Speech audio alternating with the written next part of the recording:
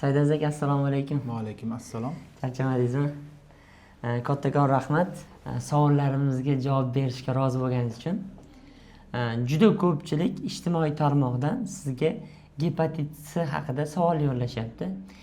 Bulardan eng ko'p yo'llangani gepatit C ni davosi bormi degan savol.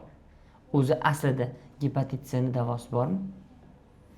Hozirgi vaqtda gepatit C ni albatta davosi bor, davosi juda samarali. Biza ko'p ma'lumot bersak ham, Instagramdan, YouTubedan ma'lumot bersak ham, lekin hali hamon odamlar qayerdandir eshitib olgan ma'lumoti, boshqa qanaqadir doktorlarni gapirgan gaplaridan hali ham davosi yo'q, ya'ni u dori ichsa ham yaxshi bo'lmaydi, surunkali qolib ketadi degan fikrda yurishadi. Hozir unaqa emas. Hozir ayni vaqtda gepatit C ga qarshi juda yaxshi virusga qarshi dorilar bor. Bu dorilar virusni to'liq organizmdan yo'qotadi. Qancha muddatda? 3 oy muddatda yo'qotadi. Zo'r, qisqa muddatda yo'qotadi. Qisqa muddatda yo'qotadi. Chet elda hatto shunaqa dorilar borki, 2 oyda ham yo'qotishi mumkin. 2 oyda ham yo'qotishi mumkin. Bu dorilarni faqat sharti bor, to'liq tekshiruvdan o'tib, to'g'ri tashxis qo'yilishi kerak. Tashxis qo'yilgandan keyin o'sha dorini 3 oy mobaynida aniq vaqtiga qo'yib ichish kerak. Esdan chiqib qolish kerak emas, vaqtini o'zgartirib ichish kerak emas. O'sha doktor qanaqa tavsiya qilgan bo'lsa, shunaqa ichish kerak. To'g'ri ichsa, gepatit C dan xalos bo'ladi. Albatta uni biza davo tugagandan keyin 3 oydan keyin qayta tekshiramiz. Davo tugagandan keyin tekshiramiz va 3 oydan keyin yana tekshiramiz gepatit C ga qarshi tuzalgan tuzalmaganligini. 3 oydan keyin gepatit C PCR usulida tekshirilganda chiqmasa, bemor sog'aygan hisoblanadi va kelajakda qaytib chiqmaydi. Zo'r. Endi har xil boshqacha variantli bo'lishi mumkin. Masalan, gepatit C ni birlamchi analizi bor. PCR usuli hisoblanmaydi, u immunoferment analiz deydi, ya'ni IFA analiz deydi. Bu IFA analiz gepatit C bor yo'qligidan dalolat bermaydi bizaga. Gepatit C bor yo'qligini aytmaydi bizaga. U gepatit C ga qarshi paydo bo'lgan antitela hisoblanadi qonda. Bu oqsil qonda doimo bo'ladi. Bemorlar mana shuni yo'qotib bering deb aytishadi. Gepatit C qolganmanda shuni yo'qotib bering deb. Buni yo'qotib bo'lmaydi bu. Bu narsani yo'qotib bo'lmaydi. Bu zarar qilmaydi sizga. Bu gepatit C'ingiz borligidan ham dalolat bermaydi. Faqat sizda gepatit C bo'lganligidan dalolat beradi, xolos. Siz davolangansiz. Gepatit C virusini aniqlaydigan usulda tekshirgansiz, gepatit C chiqmagan sizdan, bo'ldi, davolangansiz. Baribir ham shuni biz davolab, shuni miyasidan chiqara olmaydi odamlar. Shuning uchun mana shunaqa chalkash fikrlar ko'p internetda. Vrachlarni o'zi ham ko'pincha demak, ularni yo'nalishi bo'lmaganligi sababli, bu chuqur yondashmaganligi sababli ko'pincha bemorlarga shunaqa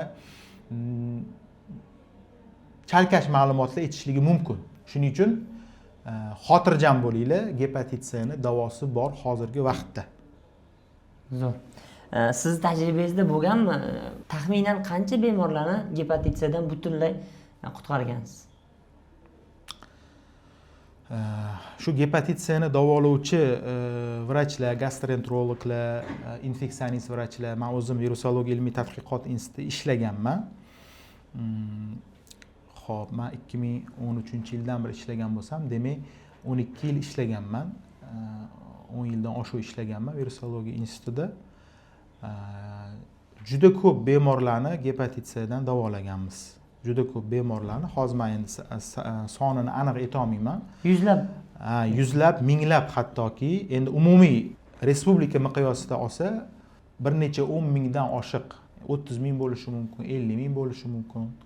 Davlatimiz tomonidan gepatit C ga qarshi dori olingan, u dorini miqdori juda ko'p olingan va hamma gepatit C chiqqan bemorlarga bu dori tarqatilgan bepulga.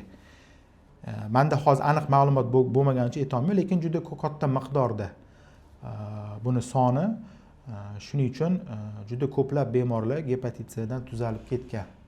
tuzalib ketgan. Endi hozir balkim dori ma'lum bir sabablarga ko'ra yo'q bo'lishi mumkin, chunki juda ko'p YouTube'da biza rolik qo'yganimizdan keyin, video qo'yganimizdan keyin doktor yolg'on gapiryapti, men bordim, dori yo'q ekan degan savollarni, gaplarni ham men o'qidim. Endi bitta siz borganingizda yo'q bo'lsa, u yo'q degani emas. Juda ko'p anketalarda demak bemorlar davolangan, ularning hammasini hujjati bor, dorini bepulga olishgan. Buni inkor etib bo'lmaydi. Men o'zim guvoh bo'lganim uchun aytyapman shuni. Buni faqat biza o'zimizni tajribamizda emas, chet el tajribasida ham olishimiz mumkin. Chet el tajribasida ham olishimiz mumkin. O'sha dori Amerikada demak ishlab chiqarilgan bo'lsa, Amerika Qo'shma Shtatlarida, undan keyin Yevropada va boshqa davlatlarda, Xitoy bo'ladimi, Hindiston bo'ladimi, ya'ni aholisi juda ko'p bo'lgan davlatlarda ham gepatit C dan juda ko'p insonlar tuzalib ketgan. Lekin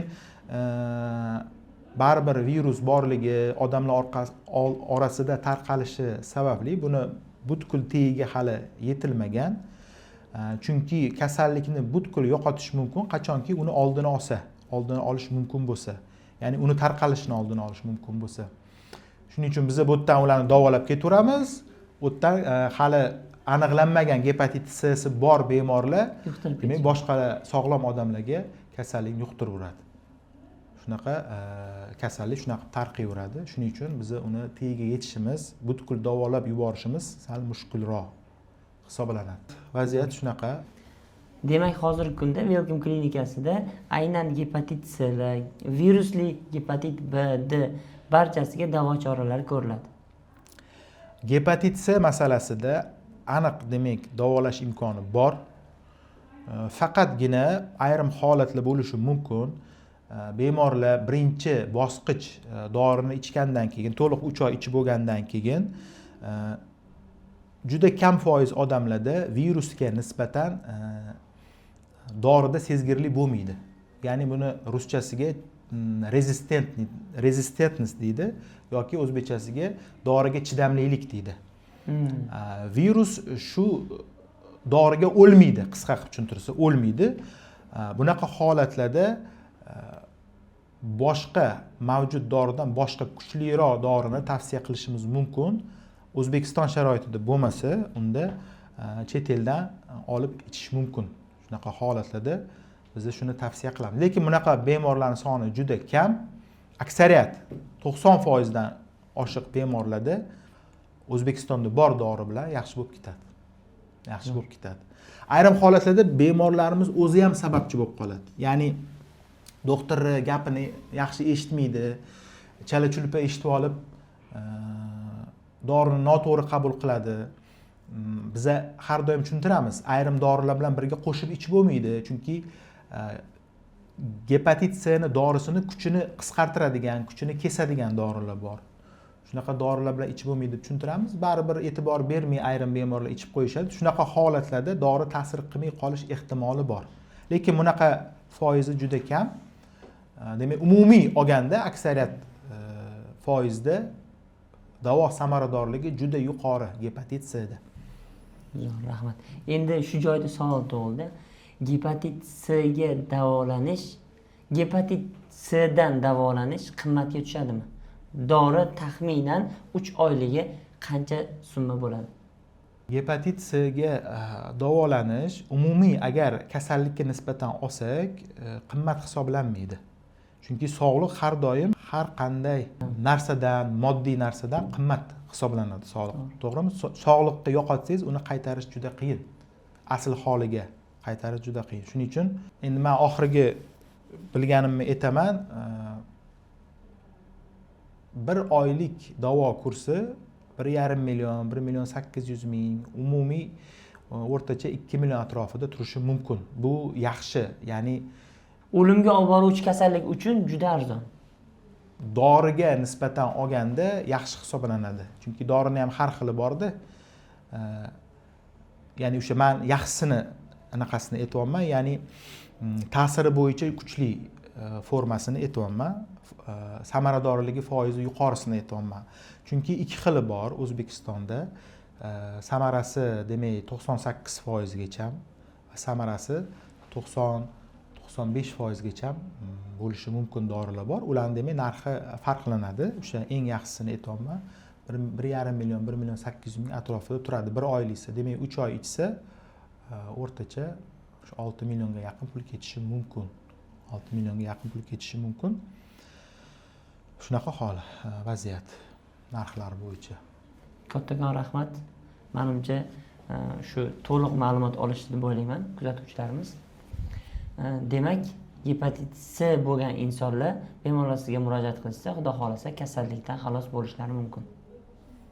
Albatta, gepatit C'dan aytdimman, davosi bor. Faqat o'sha to'liq tekshiruvdan o'tib aniq tashxis qo'yib olishimiz kerak va biza davo muolajalarini belgilaymiz. Tabletkalarni, dorilarni ichadilar, xudo xolasa yaxshi bo'ladi. Ayrim holatlarda uzoq yillar gepatit C bor deb yurgan bemorlar kelishadi bizaga. Biza o'sha analizlarni yurib to'liq tekshirganimizda gepatit C yo'q bo'lib chiqadi. Bunaqa holatlar ham bo'ladi. Shuning uchun oldin aniq tashxis qo'yib olishimiz kerak. Shuni inobatga olamiz, albatta.